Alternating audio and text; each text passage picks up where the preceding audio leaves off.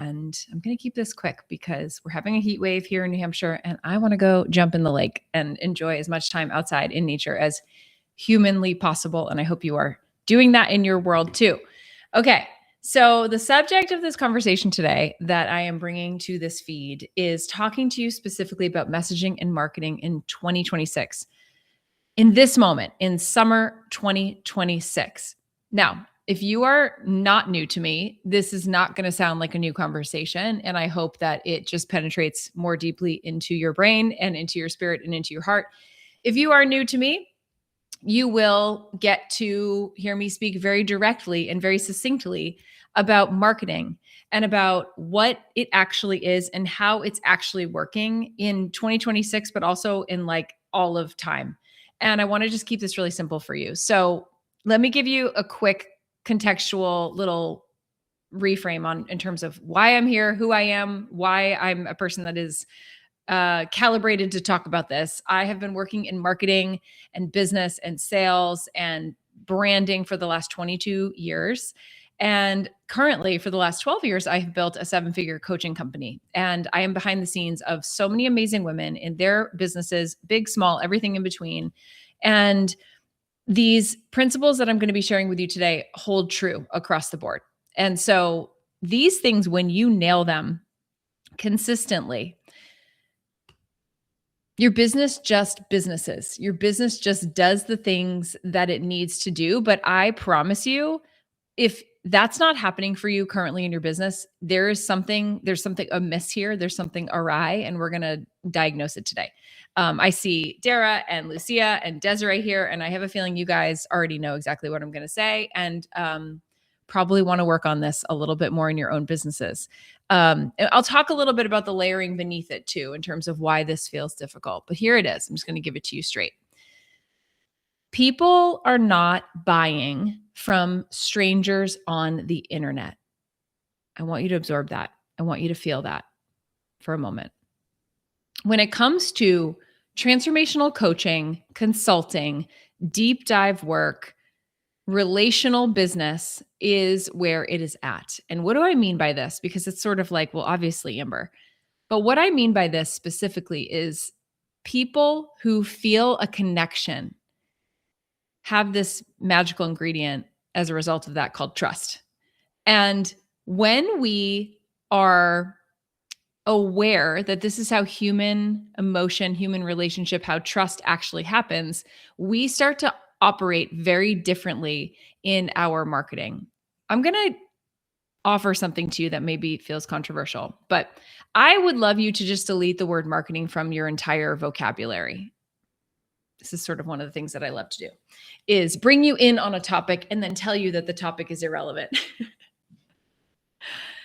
But here's my point on this. When my clients come to me saying, I love what I do, I love what I do, excuse me. That is funny to me that that's the thing that I would become verklempt about. I feel like I felt that for you guys. I love what I do, but I hate marketing. Drop a 1 in the chat if that is you. I'm actually really curious. I love my work. I love my work with clients so much, but I hate marketing. Then stop marketing. And instead of thinking about marketing and helping your clients as two separate things, just help people. Because inevitably, when you help someone enough, they will want to take the next step of working together with you, especially if you have built your business model in such a way that feels like the next obvious move that the client would make into your containers that are paid. Okay. So there's a lot to talk about when it comes to like ecosystem of how you structure your business and how you make your offers work together and how you do that in a really natural way. But the biggest piece, and I think this is the thing that I see happening for my clients so frequently, is that they are just simply not showing up and they're not cohesively creating an experience of relationship building with the people in their community that would lend itself to then make the next logical step for the person to say, how do I work with you? And I just want you to hear me say this is so much easier than you have been led to believe. And perhaps you've made it. But the hard part, this is the tricky part, is that you have to do this, some version of this. Now, do you have to do lives on Substack? No, not necessarily. But you do need to show up as a real human being, having a real human experience, offering your version of help, expertise, artistry, whatever, to said people on the planet that need what you know and need what you have. When I say it like that, right, Amber, when you say it like that, it actually sounds so much simpler, but it is. It actually really is. And I think that, we create these limits within ourselves and in our businesses and thus get the result of that in terms of not making the sales we want to make or not actually like engaging with people or putting ourselves out there because of this story that we've told ourselves about marketing and how to do it right. There's a really masterful teacher named Simone Seol, and she says that marketing is helping people for free. And I really love that. And so if the word marketing is tricky for you, I would just delete it from your vocabulary entirely and just focus each day on offering value/help to the people that are in your community. And you can start with just whoever is following you right now on your social media feeds. I always say this to my clients when they're launching a business from scratch. Your first clients are not going to be strangers on the internet. They're just not.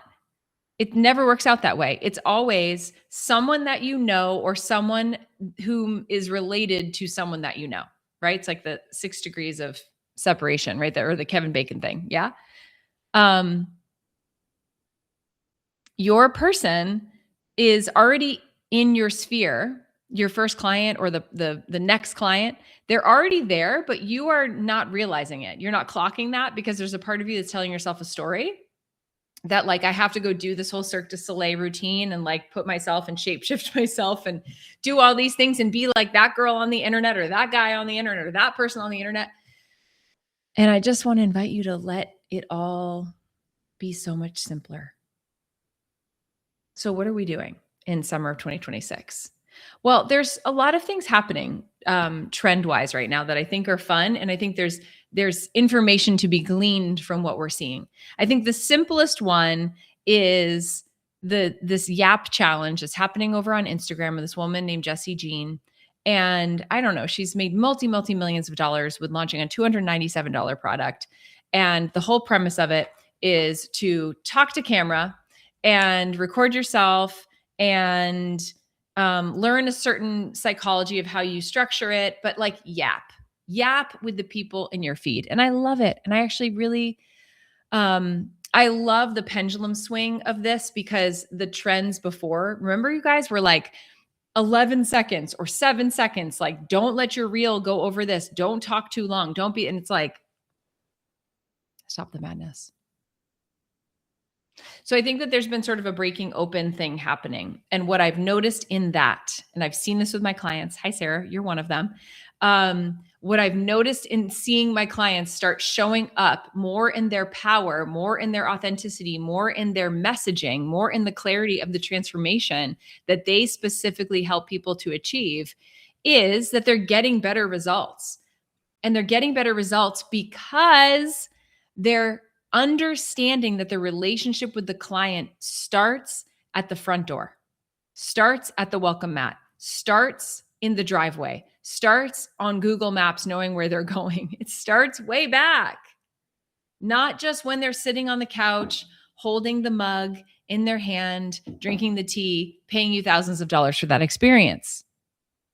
When you start to think of your community at large, yes, every subscriber, yes, every email subscriber, every person on Substack, every person who comes on a live, every person that hit the follow button, as a member of your community who's actually exchanged something in order to be there, most especially their time, you start to treat your whole business very differently.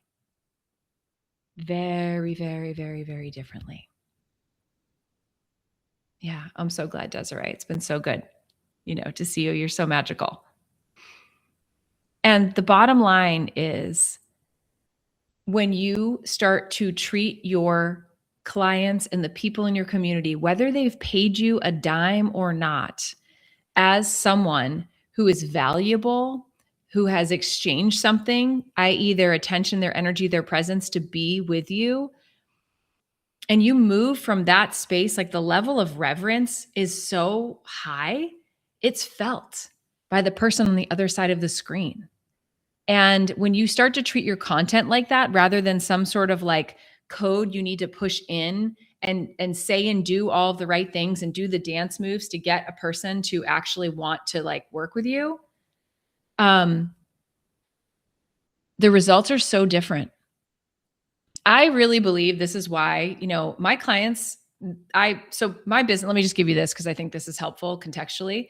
My business centers around one-to-one coaching, and I have a roster of one-to-one coaching clients. I actually have some openings right now, so I'm waiting on some people, but you can apply at amberlilyestrom.com/coaching if you want to learn about that. I am in real collaborative, co-creative partnership with my clients. This is like how I've designed my business. It's super intentional. It is the way that I believe I can be of highest service, and I really believe it's the way we can get the best transformation. And I have a group coaching program called Homeward as well. And of course, I have my Substack paid community here as well. I have a podcast. These are the buckets essentially where I'm investing myself in my business. And people will come through and they'll say, I've been following you for 3 years, or I've been following you for like a couple weeks or a month. But the difference is I feel the connection, and I trust the divine timing of my clients over everything and anything else, over a launch calendar, over any sort of like scarcity brain thing that we've been trained and sold on as the thing we should be doing centrally in our business. And I am not interested in a transactional relationship with my community in any way, whether you are new here or whether you've been with me for 6 years or more. I'm interested in our collective compounding growth. And I'm here to meet you exactly where you are on your journey and to walk with you into the next phase of your evolution, your growth, your ability to make an impact. And I think I'm saying this to you because when that's the foundation of the business, like that's the spirit of the business, it just moves differently. Right? It's like I can have an opening in coaching and I can just literally say like, yeah, okay. And then the person slides right into that spot because it's the divine timing for them. It's their sacred timing. I think that we have made business itself so unnatural. Like the way we do it, the systems and the structures, we made it so unnatural in relationship to how humans relate. I want you to think about right now, like who are some of the people that are all the rage? Like my family is obsessed with this Erling Haaland guy on the Norwegian soccer team. So major soccer fans. I played in college. My husband plays as well. We love soccer. Yay, USA, amazing win last night. Loving the World Cup, loving what it's doing to the world and bringing people together, loving how it's working here in the US, like super grateful for everybody around the world, like your grace, what's been going on in our country right now. Whole nother topic, whole nother conversation, but good golly, appreciate you guys. And this guy, Erling Haaland, is such a character.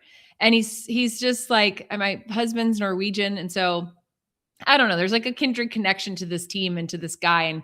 And what I've been noticing is like, he's just himself. Do you guys, any other Haaland fans in the house? This guy is just himself. He's just showing up unapologetically, fully unapologetically, wherever he is as his fully expressed self.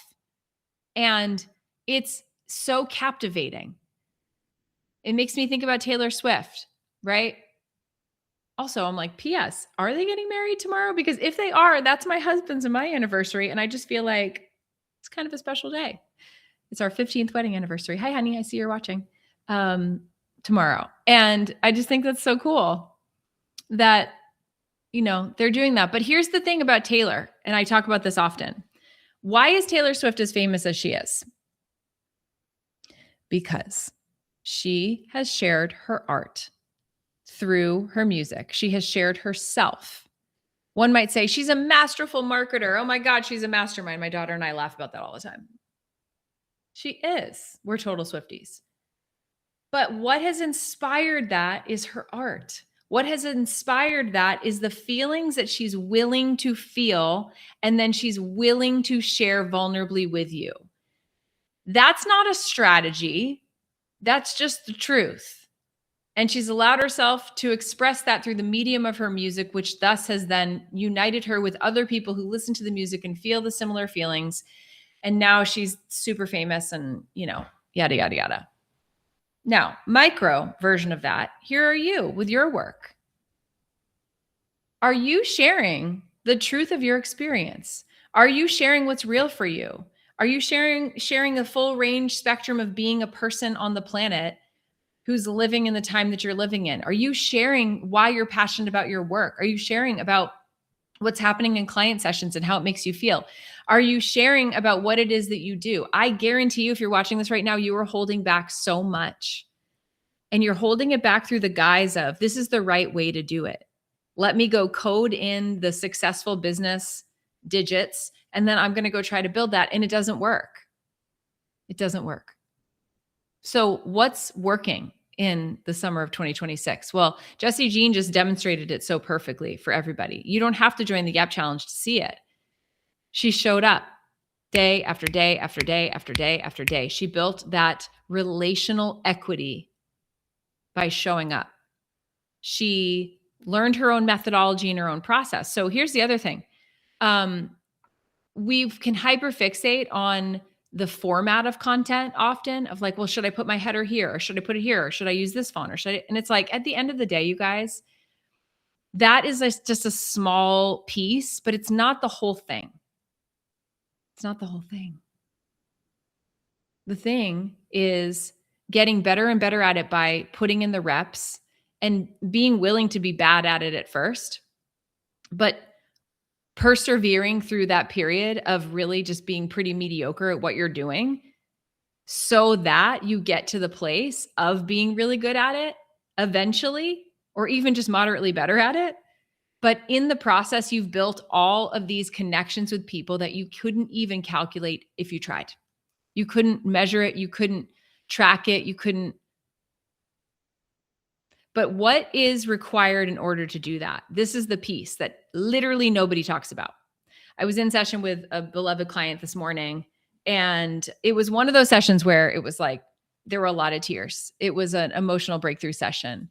And she's like, this is insane. How is it that I'm trying to grow my business and I'm in session with my business coach and I'm like crying for 40 minutes? And the answer is a really simple one. It's, we have to move what's in the way. We have to move the thing that keeps us from being able to allow ourselves to progress on the next phase on the journey. And I said to her, imagine if you didn't step into this work and allow yourself to be held to process through this thing that's coming up for you that has been an invisible limit in your growth and on your growth journey and on your, essentially it's like, imagine it as like an invisible wall that we put up in between us and our community and our audience. It's like we send in the representative and then we wonder why things don't convert. It's because you're not telling the truth. And it's not even about the words that you speak. It's the energy with which you show up and how you are being her. And that takes courage. It takes courage to accept what you are. I know it sounds like a weird thing to say, but I feel like you guys get it. I think that we have such stories in our heads about what we should be. And so we live on this hamster wheel, striving to try to become it. And it's just so exhausting. It's like, if I think of myself as a soccer player, I'm not the quickest player on the field. I have really, really high levels of skill with other things, right? I'm visionary. I can, hit a long ball. I can score on a free kick. I can see. I'm a visionary. I play center mid. I'm not meant to be the fastest player on the field. But if I sit there and I spend my whole career beating myself up because I'm not as fast as that striker, then I never get to have any fun being great at what I'm great at. So, what are you great at that you're not allowing yourself to have fun with because you're telling yourself that it's supposed to be like this and it's not? And therefore, what's the point? It's time to free yourself of that. It's like the jig is up, you know? Here I am. This is who I be. It's all I got. And so you better believe I'm going to enjoy being me because I have lived in this body in this lifetime for so many years, probably more years than not, feeling like there was something fundamentally wrong with me and feeling like there was some other way to be. And getting to 44 years young and doing this work intimately, being a witness and walking so closely with incredible, incredible people, helping them meet their stuff and break through their stuff and share their art and their gifts with the world and build a life that is actually the one they want to be living in, requires an enormous amount of facing yourself, of radical personal responsibility, of being like, you know what? I don't get another set of bones. Like, I don't get another body. I had this moment once. I feel like this will really hit for some of you guys. I was working out with a trainer. This was years ago. And I remember laying on the ground and we were doing some like hip bridge kind of things. And I remember feeling like I had this like revelation, such a strange story, but I had this revelation, like my hands were sort of like on my hip bones. And I went like this. I felt my hips and I like touched my shoulders and I was like, this is my body. Like, no matter how big or small or whatever in between, like whatever I've weighed or whatever size or any, you know, when I was pregnant, when I was not, like when I was a Division I athlete, when I was a fitness competitor, when I was postpartum, like all of these different versions of self that I've been. But like by and large, since my 20s to now, my body has been plus or minus pretty much in like the same frame. Anyway, I'm laying on the ground and I'm like, this is my skeleton. Like, this is my frame. This is how much space I take up in the world. This is the size of my body. And this might sound like the weirdest thing, but I know some of you are getting this right now. It was like, oh, I've been trying to change something that fundamentally will never change. It's like, this is the dimensionality of like how my hip bones are angled in relationship to my shoulders, in relationship to how tall I am, in relationship to like the pull of gravity on my body. Whoa. And it was like this breakthrough moment of like, we spend so much time trying to be something other than what we already are. And how much more fun would it be to enter the scene exactly as you are today and be like, here I am. Do you want to dance? Do you want to play? Do you want to create something? Do you want to have fun? Do you want to build a business? Do you want to come have a retreat? Do you want to do a VIP day? Do you want to go jump in the lake? Do you want to eat a snack? Do you want to sing a song? You want to go for a walk? Like, that could just make me cry. Because the truth is you're here now in your one precious, beautiful life. And your business is the thing that you chose to create so that you could express and explore even more of yourself.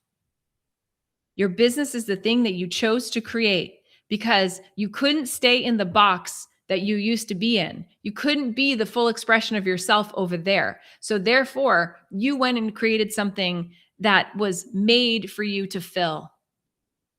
And so the next phase of your growth in your business and in your life and in your relationship with yourself and in your bank account, and all these things that we get so caught up around, is to bring more of yourself forward and to allow us to experience you. Because your joy, your sadness, your anger, your genius, your you-ness is the gift that you get to leave here. And it is the thing that will make people feel something.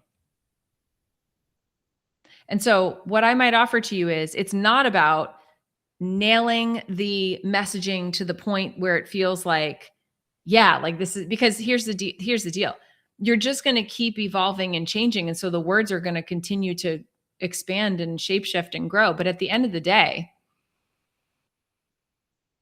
the most valuable thing you can offer to the world is yourself. And sometimes that's great news, and sometimes it doesn't feel like great news at first, but then it is a huge relief when we get there. So I invite you to just take a breath and receive this message today. And perhaps it's really well timed for you. And I want to give you this central invitation. This is your homework. I love giving homework whenever I do anything, lives, even reels. I'm like, here's the homework. What does it look like to deepen your relationship with the people in your community in this moment? And if you were thinking about it from that vantage point, I'm in relationship with these people, what does it look like to show up fully for it? What do you want to offer and what do you want to give? I think sometimes we can get into this swirl of, well, what is my business doing for me? And it's like, well, it doesn't just work like that. It's both sides. And we've got to show up and we've got to give. And inevitably, because of the law of reciprocity, it will give back. But you got to give without keeping score. And you got to give because you're vested in the relationship. When you start thinking about your business like that, you start thinking about the other humans who are on the other side of the screen. And as real people with real lives and real dreams and time and all these things, right? And creativity and full capacity, it just shifts things in a really profound way. And it really like drops you into the center of the whole thing. And I think it makes it lighter. So that's my message for you today. Express yourself. Let your freak flag fly. Go Erling Haaland it out in your Instagram. And if you don't know who he is, go look him up on Instagram and you'll understand. And I appreciate you guys so much. And if you're watching this and you're like, yeah, I'm interested in deeper dive coaching. I'm interested in witness work. I'm interested in somebody to lovingly push me. You can apply for coaching over at amberlilyestrom.com/coaching and learn all about how my one-to-one coaching works. If you are in a group season and you're looking for a place and space to land and show up and receive regular live coaching with me and my team, that's over in Homeward. You can go to amberlilyestrom.com/homeward. And that's what we got for today. Happy 4th of July to those who celebrate. Happy Canada Day to those who celebrated yesterday. Happy summer. You guys, we've got this. You know what to do. Show up, share, have more fun. You deserve it. All right. I love you. I appreciate you. Thank you, Substack family, for being here. You guys are the best. I'll see you later.